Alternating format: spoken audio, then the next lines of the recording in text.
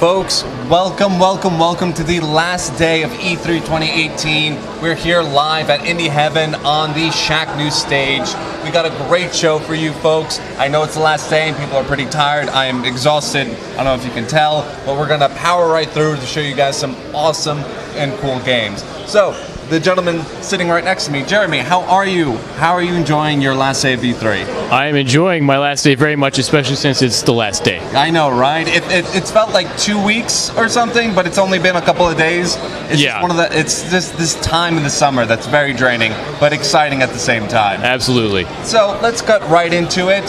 For folks who don't know, who are you and what game have you brought to us? My name is Jeremy Wood. I'm the co-founder and CEO of Frostkeep Studios, and we're here to talk about our first game, Rend. Rend. Okay, so talk a little bit about Rend. Like, what is it? What do you do? What's the setting?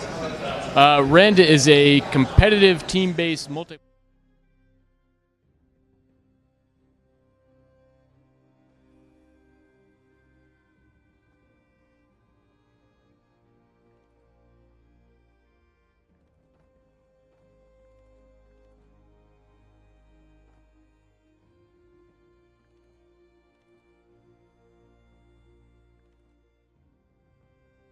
Now, is becoming more and more popular as the days go on. What is Rend doing to help it stand out amongst the crowd? I mean, the first thing you're going to notice is the visuals. I mean, we're doing some things using colors that you haven't seen in the genre before. Okay. It really stands out. We're making a pretty big world with tons of different environments to explore, tons of creatures to kill and or tame and use as pets as mounts, and then ultimately we're giving you that sense of purpose that you don't really have in most other games. A little bit of fair play as well.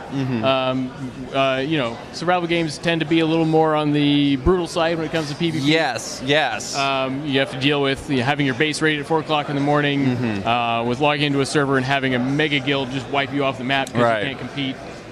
So the big thing that you'll notice it right off the bat. You log in, you start in this shared safe space. It's got a shield protecting you. Everybody around you is your friend. They're on your team. Okay. And you get a little chance to catch your breath before the world really punches you in the face. Right. Yeah. Okay. So how has it been balancing the game with a competitive mindset for it?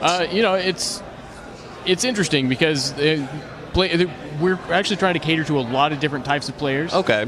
Players who enjoy exploration and PvE and crafting and all that kind of stuff are kind of a lifeblood of your faction, right? They're the ones that are out there gathering all the materials, helping build up the base, doing a lot of research into new technologies, whereas your more traditional survival player is also really into upfront PvP. They're always out on the front lines wanting to attack the other factions. And so, they're kind of relying on the backbone players in order to provide them with the best weaponry, because these guys are out there fighting all the time. Right. They're not spending the time and effort into upgrading, that specific part of their character. Okay. Now, can someone just have a solo experience with the game, or is it very heavily dependent on like the other players that you're working together with? Yeah. Our base rule set, we'll have a bunch of visual servers running, 60-man servers, that type of thing. But if you want to run your own server, you can make one that's just for you if you want. Okay. Plenty of options you can use to change around the game. Right.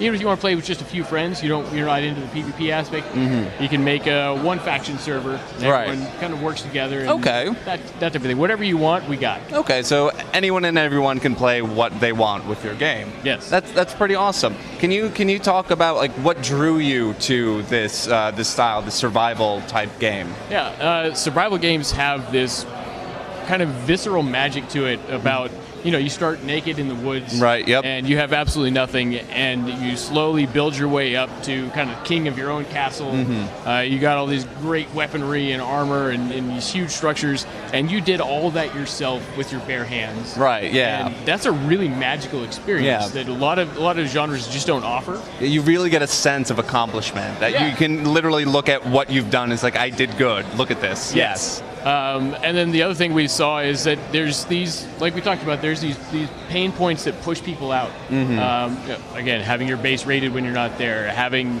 no way to really compete. And so we wanted to put a framework around kind of that core experience that provides you with a fun competitive experience. Okay, awesome. Can you go into a little detail, because I was talking to you before, you have an interesting history in the game industry. Can you talk a little bit about where you were and how you formed Frostkeep?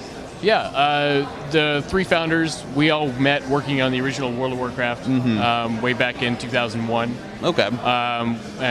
We worked on games like World of Warcraft, Overwatch, League of Legends, WildStar, lots of big companies, big games, which is a fantastic experience. It's a great way to learn. And then at some point we decided, hey, let's see what we can do on our own. I mean, indie's really starting to come into its own in terms of being able to compete with these big AAA companies. Right. Yeah. And so we just threw our hat in the ring and see what we can come up with. Oh, that's amazing. So for folks who want to learn more about your game, where can they go? Do you have a Facebook? Do you have a Steam page? Give me the whole rundown for that. The best place to go is rendgame.com. Okay.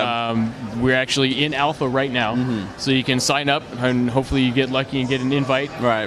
We'll be inviting massive waves of people over the next few weeks, trying to get a lot of people in the game.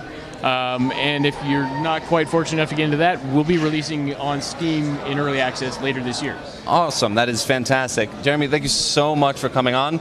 And we're going to take a quick break, so don't go anywhere. We're just going to switch around some games, so stay tuned.